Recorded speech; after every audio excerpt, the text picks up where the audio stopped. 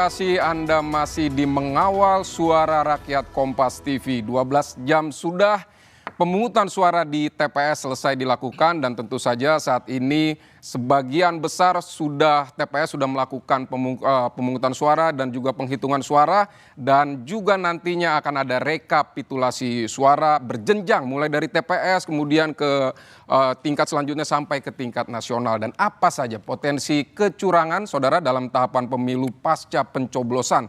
Lalu bagaimana publik dapat mengawal proses penghitungan surat suara pemilu 2024 ini. Kita akan bahas bersama para narasumber yang sudah bergabung di studio Kompas TV. Saat ini ada Sekjen Komite Independen Pemantau Pemilu atau KIPP, Kakak Suminta, dan juga ada Beni Sabdo, anggota Bawaslu Provinsi DKI Jakarta. Ini pasti tentu seharian sudah sibuk ini Pak Kakak dan Pak Beni untuk memantau dan mengawasi proses pemungutan suara dan juga penghitungan suara. Terima kasih untuk kehadirannya di studio Kompas TV di dini hari ini. Kita akan ke Pak Kakak Suminta dulu. Ini Pak Kakak ini tentu KIPP sudah melakukan pemantauan hari ini. Boleh kasih gambaran kepada kita apa yang ditemukan oleh KIPP dalam proses pemungutan suara dan juga proses penghitungan suara hari ini? Selamat pagi Bang Vidi, selamat pagi juga Mas Beni. Dari pemantauan kami sebenarnya dari kemarin persiapan teman-teman karena kami memantau bagaimana semua perlengkapan TPS itu hadir H-1. Kemudian kami pantau juga termasuk di Jakarta karena memang cuaca pagi-pagi itu pertama hambatan cuaca ini memang walaupun tidak terlalu besar dari persentase, tapi saya pikir juga punya problem sendiri. Misalnya nampaknya ada pemungutan suara lanjutan, termasuk di Jakarta, kemudian juga di Demak, dan lain-lain. Nah kalau dari proses saya pikir ada beberapa hal yang sudah diperbaiki oleh KPU, tetapi juga ada yang juga masih bermasalah, termasuk sebenarnya apa yang terjadi di Kuala Lumpur. Nah ini problem-problem ini saya pikir Bang Vidi harusnya ada semacam evaluasi menyeluruh. Misalnya soal yang di Kuala Lumpur, itu kan problem lama ya. Jadi kalau Kuala Lumpur tuh saya menyebutnya calon untuk DPRD Jakarta 2, itu klasik sekali. Artinya kasarnya begini, kalau orang caleg dari partai apapun kemudian masuk di Dapil Jakarta 2, maka yang di Kuala Lumpur itu bagian dari semacam yang harus diambil. Nah ini perebutannya mirip-mirip dengan capres untuk Kuala Lumpur itu. Sayangnya memang ada problem ya, soal daftar pemilih, sementara daftar pemilih. Di Kuala Lumpur itu daftar pemilih saya pikir ada yang misalnya di 2019 itu 2 juta. Hari ini 1,7 untuk luar negeri dan terjadi penurunan sekitar 100.000 di Kuala Lumpur. Nah problemnya kemudian muncul keluhan-keluhan. Jadi soal daftar pemilih ini baik yang hari ini maupun yang di luar negeri itu nampaknya tidak terselesaikan. Saya nggak tahu kenapa tidak terselesaikan. Misalnya soal di Jakarta Selatan. Itu ada sekitar, tapi berkurangnya jumlah DPT itu hal yang wajar atau menurut Bang Kakak seperti apa? Ada pertanyaan besar ya. Karena kemudian di Kuala Lumpur ada laporan dari teman-teman PMI, pekerja migran Indonesia, bahwa ada ratusan ribu WNI di Kuala Lumpur, Selangor yang tidak terdaftar di DPT. Nah ini dan itu tidak terselesaikan sampai pada hari H. Sehingga walaupun KPU mengatakan tidak ada masalah, saya pikir ini problem. Misalnya soal kepastian, apakah seseorang menggunakan metode pos atau datang langsung ke TPS. Ini juga rancu dari daftar pemilih karena dari 130-an ribu yang dengan metode pos itu sekitar 80.000 alamatnya salah. Nah kalau di dalam negeri soal daftar pemilih, berarti salah kirim? Ya, tidak tepat alamatnya. Jadi soal pencatatan daftar pemilih di luar negeri, dan ini bukan hanya di Kuala Lumpur, dilaporkan di berbagai tempat termasuk juga Hong Kong, Taiwan, itu kembali salah alamat. Nah, problemnya adalah ini menggoda banyak pihak untuk menggunakan yang tidak tepat alamat itu. Sehingga seringkali dalam misalnya 2019 yang digunakan untuk mencurangi adalah yang metode pos dan kotak suara keliling. Nah, kita beralih ke dalam negeri. Soal saya pikir ratusan ribu warga negara Indonesia kehilangan hak pilih oleh karena administrasi. Padahal MK sudah menyampaikan bahwa tidak boleh ada warga negara Indonesia yang kehilangan hak pilih oleh karena masalah administrasi. Termasuk Jakarta. Kemarin saya mendapatkan informasi Jakarta Selatan ada 30 orang. Memang tidak banyak, tapi itu kan satu spot ya. Itu yang tidak bisa menggunakan hak pilih karena tidak masuk dalam DPT, karena dia bukan orang Jakarta. Kemudian tidak masuk dalam DPTB, karena memang pengurusannya juga bermasalah. Dan tidak bisa masuk dalam DPK. Udah pasti mereka tidak bisa memilih pada hari H. Itu kan satu hari sebelumnya. Saya sampaikan ke Bawaslu, ini harus dicari jalan keluar. Kebetulan bukan Pak Beni, saya Bawaslu RI ya. Mungkin kalau dengan Pak Beni bisa ketemu nih jalan keluarnya. Sehingga saya pikir di Jakarta saja itu bisa ribuan. Kalau se-Indonesia mungkin ratusan ribu orang yang tidak bisa. Ini berarti problem yang banyak ditemukan oleh KIPP ini masalah administrasi atau ada juga pidana atau seperti apa? Saya masuk di teknis dulu. Oke. Tapi kalau soal pelanggaran, dugaan kecurangan itu sporadis. Sporadis. Maksudnya? Misalnya di Jakarta atau di berbagai daerah, Purwakarta, saya masih mendapat laporan bahwa terjadi politik uang. Nah, problemnya ini memang politik uang yang terjadi karena memang mereka belajar. Itu pertama yang memberikan uang tidak pernah kita temukan adalah caleg atau tim sukses atau tim kampanye. Sehingga istilah mereka jual putus. Jadi jual putus tidak ada jejak. Sehingga pemberiannya pun ya pertama pasti sembunyi-sembunyi, tapi ini marak. Dan saya pikir tentu saja harusnya Bawaslu punya ini ya semacam trik untuk bagaimana bisa mencegah dan kemudian ya kalau perlu menangkap untuk efek jera ya. Terus kemudian secara sporadis juga kami mendapatkan informasi bahwa memang masih ada misalnya Madura ya yang cukup viral. Terus kemudian juga kasus di Paniai, saya pikir tidak sesederhana yang disampaikan bahwa itu hanya soal salah kirim logistik.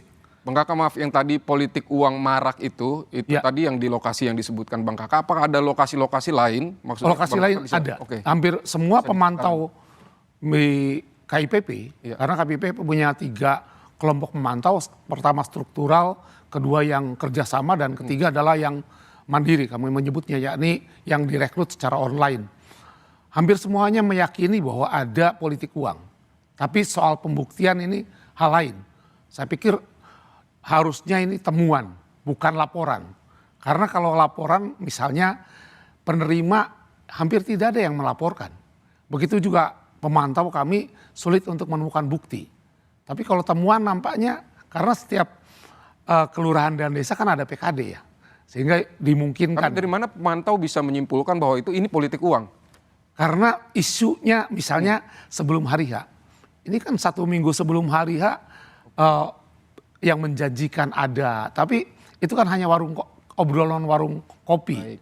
Sehingga ketika kita coba untuk menelusuri begitu tahu ini adalah pemantau seperti yang terjadi di Bandung. Begitu mengetahui bahwa yang ada dalam obrolan itu pemantau, kemudian besok lusanya sudah tidak ada lagi kelompok yang bicara seperti itu. Jadi begitu mereka tahu, oh ini pemantau, mereka akan berusaha untuk menghindari pemantau. Karena kan ketika ngobrol belum tahu pemantau, mereka bisa ngobrol. Begitu kita investigasi sebagai pemantau dan mereka mulai curiga. Tidak ditemukan seperti itu, Bang. Kalau misalnya kondisi di Jakarta nih, kebetulan ada Pak Beni di sini. Oh, bisa diceritakan juga temuan dari ya, kalau IPP. Di Jakarta secara teknis tadi soal cuaca ya. Kemudian secara masih secara teknis juga soal sistem informasi. Ini seperti Sirekap. Nah sampai saat ini saya melihat di TPS dekat rumah dan kantor saya, itu masih sisa satu surat suara, satu kotak surat suara DPRD tingkat provinsi. Karena DKI hanya ada provinsi, tidak ada kabupaten kota. Nah kalau di Jawa Barat masih ada yang 2 kotak suara, yakni provinsi dan kabupaten kota. Tetapi yang hasil dari capres cawapresnya ternyata tidak bisa diupload karena ada perintah instruksi di tengah jalan. Padahal instruksi sebelumnya itu diupload secara satu persatu. Tapi hari ini tadi saya tanya kenapa belum diupload. Kami mendapat instruksi bahwa diuploadnya sekaligus. Kalau di Jakarta berarti kan Presiden, DPD, dan DPRD provinsi. Nah, kalau di daerah tambah kabupaten kota. Nah, itu ternyata diuploadnya bersama-sama nanti. Artinya kalau sekarang jam 1, jam 2, mereka baru akan upload. Dan ketika sudah selesai mengupload itu juga tidak mudah. Termasuk, mohon maaf, Sirekap. Kalau saya mendapatkan informasi dari teman-teman PTPS ya, Sirekap juga tidak mudah untuk menguploadnya. Nah, ada 2 hal. Pertama, sistem informasi khususnya di KPU. Ini juga sudah kita keluhkan bahwa sistem informasi ini sesuatu yang perlu diperhatikan dari 2 hal. Pertama, ketangguhan sistem informasi itu. Kedua adalah soal potensi kecurangan. Tetapi saat ini kalau saya pikir quick count, kemudian juga apa yang disampaikan di websitenya KPU, ini sudah memberikan keyakinan kepada pemantau pemilu bahwa untuk sistem informasi kami berikan apresiasi untuk saat ini, kecuali ngehang dan uploadnya yang susah itu. Bang Kakak, tadi kalau Bang Kakak ceritakan kan soal ada sistem informasi, kemudian juga ada masalah cuaca kalau di Jakarta gitu. Selain 2 itu mungkin kalau misalnya ada praktik yang berindikasi kecurangan seperti apa kalau temuan dari di Jawa Tengah itu ada yang misalnya membagikan kartu nama dari salah satu partai politik di sekitar lokasi TPS. Ada 3 tempat itu kami laporkan. Kalau di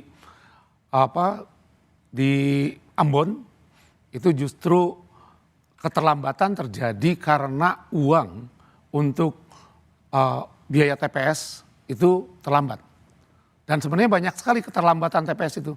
Jakarta ada yang 7,730, ada yang jam 8, dan itu juga karena memang ada yang bajil, ada yang pindah TPS, tapi berjalan. Ada juga TPS yang tidak bisa melaksanakan di Jakarta sekalipun. Nah, temuan lain tentunya masih banyak ya yang bisa kita itu. Tetapi ada satu hal yang ingin saya sebelum ini, soal sebelum pemungutan suaranya. Ini nuansa yang saya pikir harus jadi evaluasi. Begitu panasnya nuansa sebelum pemungutan suara. Baik, Bang Kakak, kita tahan dulu sebentar. Kita sekarang ke Mas Beni dari Bawaslu DKI ini. Bagaimana Mas Beni hari ini temuan atau temuan hasil pengawasan Bawaslu hari ini, Mas? Ya, baik Mas Widi. Seluruh jajaran kami di pengawas pemilu seluruh DKI Jakarta itu melakukan pengawasan secara melekat pada pungut hitung hari ini. Dan kami hadir di setiap TPS di DKI Jakarta ini ada 30.766 TPS. Dan bahkan sampai malam hari ini, dini hari ini, jajaran kami masih ada di TPS-TPS karena masih ada penghitungan yang belum selesai. Nah, tadi yang disampaikan oleh Mas Kakak itu betul, cuaca menjelang hari pencoblosan di DKI itu kan hujan lebat, bahkan sepanjang malam. Dan kami dari malam itu sudah mendapatkan laporan sebenarnya bahwa beberapa lokasi TPS itu yang terendam air gitu ya. Di Jakarta Utara. Ini berapa banyak, Mas? Udah dihitung? Ya, kami mendapatkan laporan dari jajaran kami ya. Nah, itu dari malam sampai tadi pagi ya. itu di Jakarta Utara, di Jakarta Barat, di Jakarta Pusat dan juga di Jakarta Timur dan Selatan, berarti rata. Oke, ya. ada puluhan atau berapa? Ya puluhan ada lah ya, tapi itu tidak, kan total kan ada 30.677 ya. Dari sana memang ada yang TPS-nya roboh ya, terendam, sehingga proses dalam pemungutan suara pada pagi tadi itu beberapa kan molor gitu ya. Tapi itu tidak menjadi masalah, artinya dalam rentang waktu kan 6 jam. Jadi kalau misalkan dimulai dari jam 9 katakanlah ya selesainya sampai 6 jam ke depan. Nah lalu yang menjadi masuk ya catatan itu ada. Saya potong. Tapi sebelumnya kan kalau tidak salah Bawaslu juga sudah sebenarnya sebelum pemungutan suara sudah memetakan mana TPS-TPS yang rawan. Kalau nggak salah itu di konvers tanggal 11 11 Februari kemarin. Apakah ini sudah memang yang termasuk? Ya, TPS rawan banjir sebenarnya masuk. Ya. Yang bermasalah hari ini? Ya, hanya memang hujan di H-1 itu kan dari malam sampai pagi gitu ya. Okay. Artinya itu di luar, ini faktor cuaca yang di luar kehendak manusia. Nah, di Jakarta Utara itu ada 17 TPS yang akan melakukan pemilu lanjutan. Ini di Kelurahan Sunterjaya itu 12 TPS. Lalu di Kelurahan Pegangsaan 2 itu ada 5 TPS. Nah, ini kita sudah koordinasi dengan KPU DKI Jakarta. Mereka mengacu pada pasal 109 PKPU 25/2023 bahwa pemilu lanjutan itu deadline-nya 10 hari. Ya, karena memang di Sunterjaya ya di Priok itu dan juga di Pegangsaan 2 di Kelapa Gading itu memang kertas suaranya sudah basah. Artinya tidak bisa dipakai kan itu. Nah, berarti itu harus diganti, sudah rusak Mas? Ya, itu dinyatakan sebagai surat suara rusak sehingga dilakukan pemilu lanjutan. Nah, memang kan harus dipersiapkan lagi ya mencetak surat suara dan seterusnya.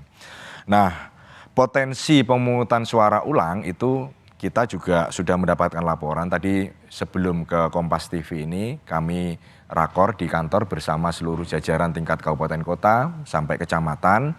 Itu kita mengidentifikasi ya tidak ada di setiap kota ya 1-2 gitu ya. Di Jakarta Utara, di Jakarta Barat, di Jakarta Pusat dan di Jakarta Timur. Ini potensi pemungutan suara ulang. Dan tentu ini masih kami dalami dan nanti besok siang kami akan melakukan rakor bersama jajaran di tingkat kota.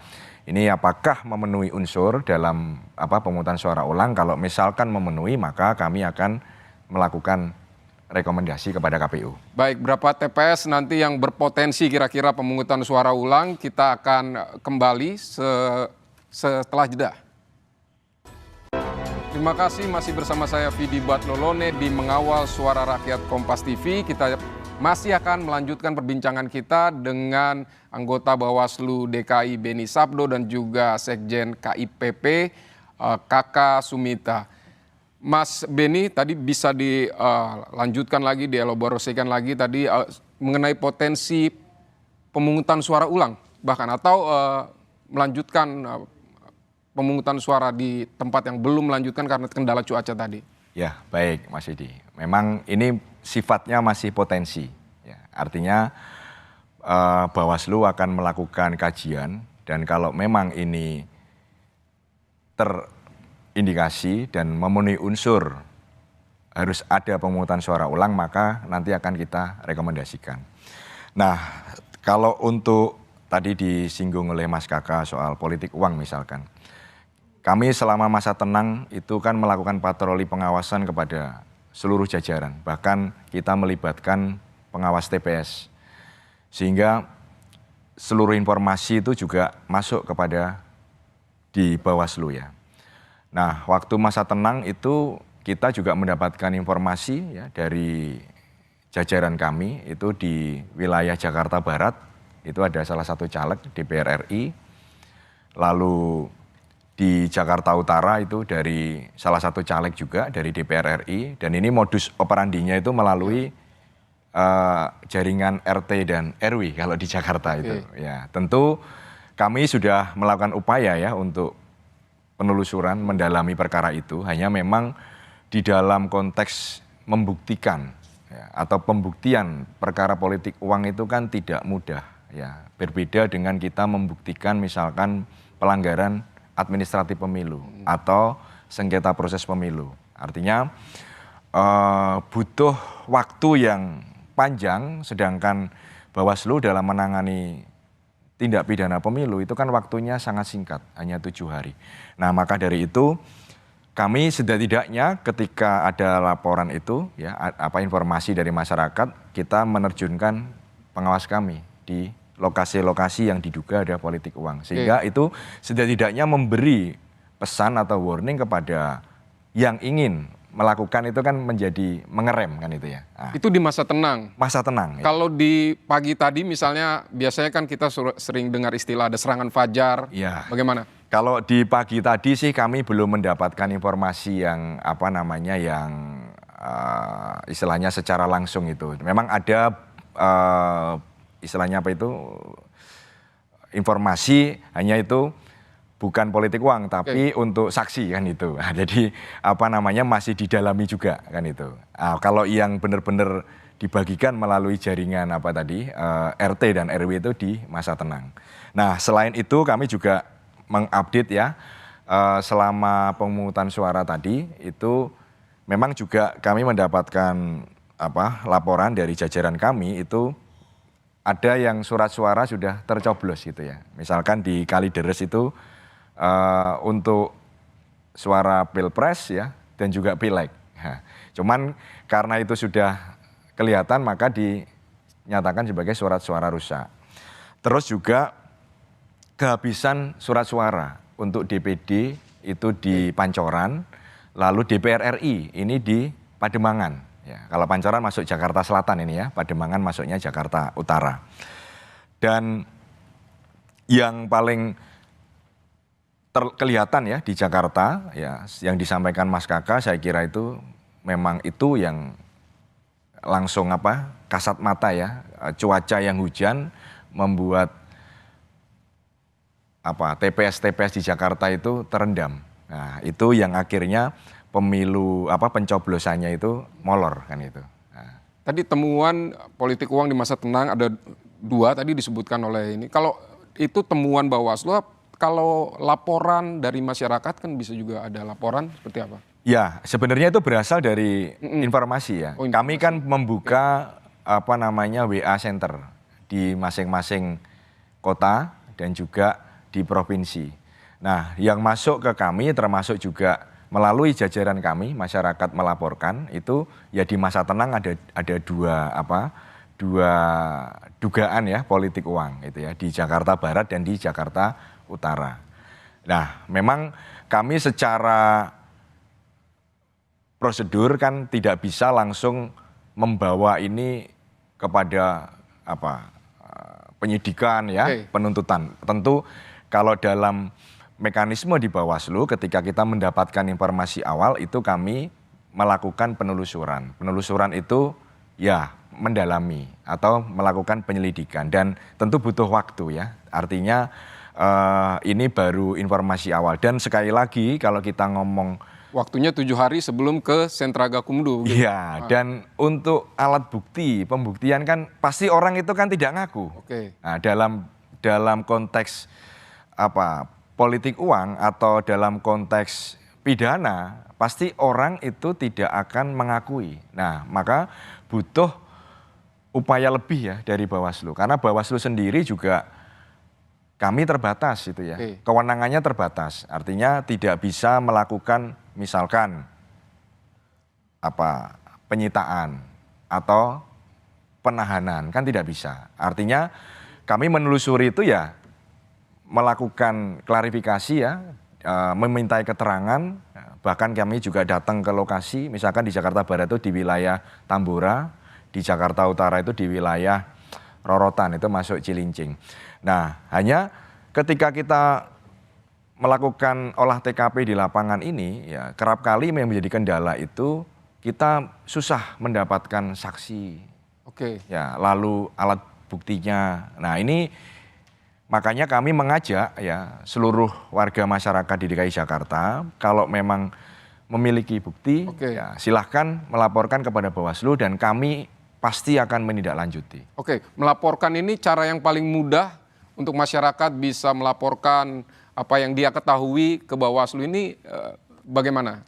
Ya, yang paling mudah bisa menyampaikan ke WA center kami. Oke. Ya, itu bisa melalui WhatsApp.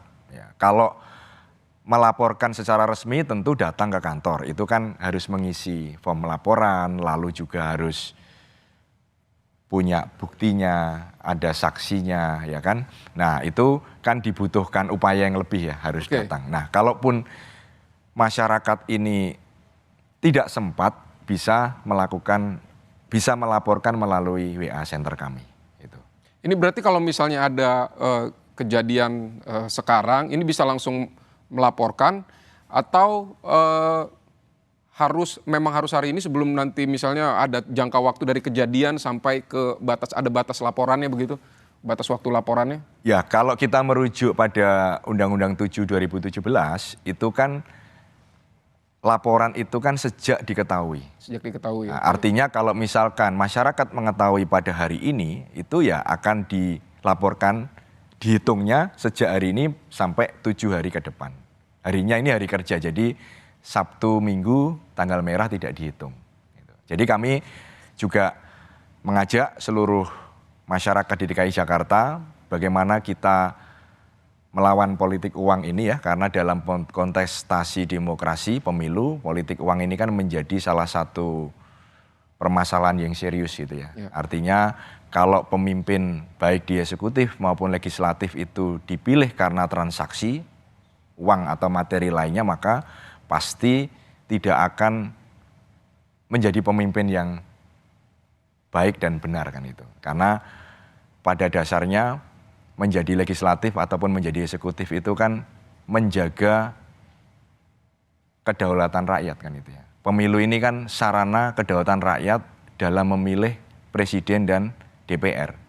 Dan mestinya pemilihan presiden maupun DPR itu kan harus dijalankan sesuai dengan visi, misi, dan programnya gitu ya. Bukan karena iming-iming uang atau materi yang lainnya. Nah, ini sebenarnya menjadi problem yang serius dalam pemilu maupun pilkada, maka Bawaslu punya komitmen yang tinggi sebenarnya ya, bagaimana kita menegakkan keadilan pemilu supaya yang menjadi pemimpin ini ya benar-benar pemimpin yang membawa kesejahteraan. Baik Mas Kakak, ini kan untuk membantu KPU juga menggunakan alat bantu aplikasi Sirekap begitu. Iya. Untuk agar maksimal masyarakat juga bisa mengawasi langsung rekapitulasi melalui laporan dari jajaran KPU begitu. Nah, kalau Anda melihat apakah ini cukup membantu begitu ataukah Anda melihat masih ada kekurangan dalam sistem ini atau seperti Ya, tentu saja setiap sistem ada kekurangan. Tetapi saya pikir ada progres ya. Progresnya kita meyakini bahwa KPU bersungguh-sungguh. Kalau saya perhatikan bersungguh-sungguh, hanya memang pasti ada ketidaksempurnaan misalnya dalam hal kapasitas. Ini kapasitas untuk diakses, pertama akses input dan akses tampilan atau interface. Yang paling sulit itu akses input. Sehingga ketika ada indeks kerawanan TPS, saya sebenarnya ingin Bawaslu mempunyai 2 indeks, yakni indeks apakah tersedia alat untuk penggandaan, karena ini baru. Dan di Jakarta Utara itu saya mendapat kabar bahwa ternyata tidak semua TPS mempunyai alat penggandaan. Terus kemudian juga akhirnya digunakan bergantian di Tanjung Priok laporannya. Nah, itu dari alat yang ada dan input. Nah, soal input ini banyak sekali ketika teman-teman mengupload dari KPPS itu, ternyata yang tercatat atau terbaca oleh mesin ini berbeda dengan apa yang diupload.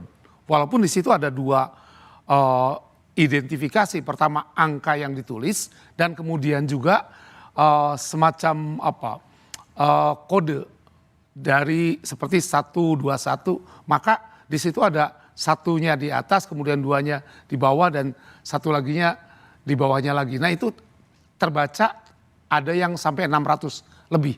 Dan ini yang kemudian menimbulkan ketidakpercayaan yang menjadi concern kita ini kan sebenarnya sebagai pemantau pemilu diantaranya adalah bagaimana membangun trust publik. Oke. Nah salah satu yang membangun kepercayaan itu adalah di Mas Beni dalam hal ini menjaga keadilan pemilu. Problemnya misalnya di Jakarta Utara itu masih ada kekurangan surat suara dari capres hampir sekitar 70-an di Kebon Bawang, salah satu TPS. Dan ini di beberapa daerah juga terjadi. Kemudian juga menjaga trust juga harus dari sisi ketepatan aturan dan ketepatan pelaksanaan aturan. Nah, saya melihat harusnya PTPS misalnya, nanti bisa dijelaskan ya sama Mas Beni, itu bisa melakukan pencegahan ketika misalnya ada orang yang tidak berhak untuk memberikan suara, tapi kemudian diberi hak. Dan itu akan berakibat pada PSU. Tapi yang terjadi tidak sempat tercegah. Misalnya di sekitar Taman Surapati. Jadi peristiwanya gini, ketika orang yang tidak masuk dalam DPT dan tidak masuk dalam DPTB, tidak mungkin masuk dalam DPK, kemudian datanglah ke salah satu TPS. Kemudian pindah ke TPS 11 waktu itu. Pindah ke TPS 11 ditolak. Nah, dia bilang, kok di sana boleh? Nah ini kan perbedaan perlakuan pertama. Kedua artinya di sana ada TPS yang lolos gitu kan. Iya. Tapi ada kemudian yang menolak. Di satu sisi pada saat itu kan terjadi perdebatan. Kenapa di sana boleh, di sini tidak boleh? Padahal yang tidak membolehkan itu karena mengacu pada PKPU 25 tahun 2023 emang nggak boleh. Orang yang tidak terdaftar dalam DPTB, tidak terdaftar dalam DPT, dan tidak mungkin masuk ke dalam DPK karena KTP-nya bukan orang setempat misalnya.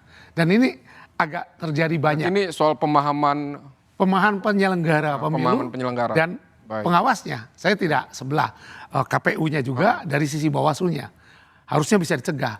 Di beberapa tempat terjadi juga, di Maluku terjadi di 2 TPS laporan kami. Kemudian di Samarinda juga. Jadi karena kan pemantau itu tidak mempunyai kewenangan apapun selain memotret dan hanya sudah mengingatkan menurut pemantau ini tidak boleh gitu kan. Harusnya orang itu, tapi kemudian menyampaikan sehingga nanti kami akan sampaikan terkait dengan yang di Maluku dan Samarinda. Hal-hal seperti ini artinya saya berpikir 2 hal. Pertama rekrutmen dan BIMTEK. Oke, rekrutmen dan BIMTEK. Ya, rekrutmennya tentu saja saat ini memang ada sedikit perbedaan. Misalnya diharapkan karena kemarin banyak korban, maka diharapkan yang lebih muda. Banyaklah orang muda. Nah orang muda ini tentu saja secara intelektual oke, tetapi dari sisi pengalaman, kemudian juga dari sisi kedewasaan, nampaknya juga memerlukan BIMTEK yang lebih. KPPS sudah BIMTEK 7 orang. Tetapi tetap saja bahwa perlakuan ini ternyata berbeda antara satu TPS dengan TPS lain. Baik, Mas Beni, kalau soal pemahaman penyelenggara ini, kalau temuan dari Bawaslu sendiri soal potensi warga yang kehilangan hak pilihnya, seperti apa di pemilu di Jakarta? Ya, terkait soal hak pilih ini kan selalu menjadi problematik ya dalam penyelenggaraan pemilu kita. Meskipun DPT, daftar pemilih tetap itu sudah ditetapkan, itu selalu ada yang tidak bisa memilih. Meskipun itu sebenarnya masih bisa diantisipasi melalui daftar pemilih tambahan ataupun daftar pemilih khusus. Misalkan tadi pagi ya menjelang siang itu di apartemen Basura itu sempat rame di sana. Karena banyak orang berbondong-bondong ingin memilih kan itu. Karena secara regulasi itu kan kalau kita memilih kan harus masuk DPT ya. Kalaupun nggak masuk DPT, kalau daftar pemilih tambahan kan juga harus mengurus dulu gitu ya. Tidak bisa langsung. Karena apa? Karena surat suara ini kan terbatas. Kalaupun ada penambahan itu kan cuman berapa? 2% ya? 2%. Ya, sedikit sekali. Nah, pengawas kami tadi juga secara tegas ya di lapangan menyampaikan bahwa ya ini tidak bisa memilih gitu ya. Meskipun itu sempat tegang gitu, karena ya namanya pemilu pesta demokrasi kan orang pengen menyalurkan hak pilihnya. Tapi dalam menyalurkan hak pilih itu kan ada mekanisme, ada tata cara dan ada prosedurnya. Karena kalau misalkan dibiarkan itu ya potensi pemilihan suara ulang gitu ya. Seperti yang sama Mas Kakas, dan ini menjadi problem. Maksudnya menjadi masalah di setelah pemilu kan gitu. Nah, ini memang problem klasik. Nah, saya mau masuk ke rekapitulasi. Ini kan pemungutan suara, penghitungan suara, lalu nanti ada rekapitulasi secara berjenjang di tingkat kecamatan, kabupaten kota, sampai di provinsi. Nah, dalam tahapan rekapitulasi suara ini seringkali itu juga terjadi manipulasi. Gitu ya. Khususnya ya dalam kalau pemilu kan pilpres dan pileg ya, khususnya di pileg gitu ya. Kalau pilpres biasanya lebih susah karena kan sekarang calonnya kan ya datanya sudah terbuka dan calonnya sedikit. Ya.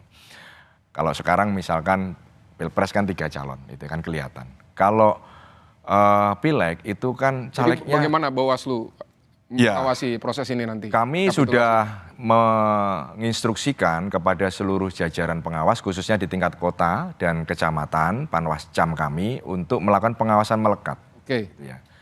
Karena jangan sampai suara rakyat ini dimanipulasi. Karena pemilu itu esensinya kan menjaga kemurnian suara rakyat. Dan inilah cita-cita kita dalam mewujudkan kedaulatan rakyat melalui pemilu. Nah, maka dari itu kami sudah meminta dan itu akan kita awasi secara melekat.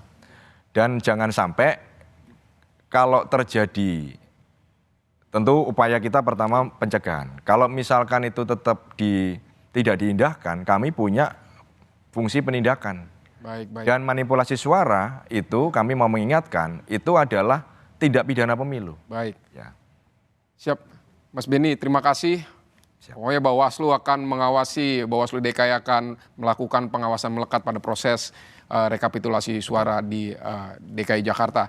Mas Beni, anggota Bawaslu DKI Jakarta, dan juga Bang Kakak Suminta dari KIPP, terima kasih untuk kehadirannya di Kompas TV di dini hari ini.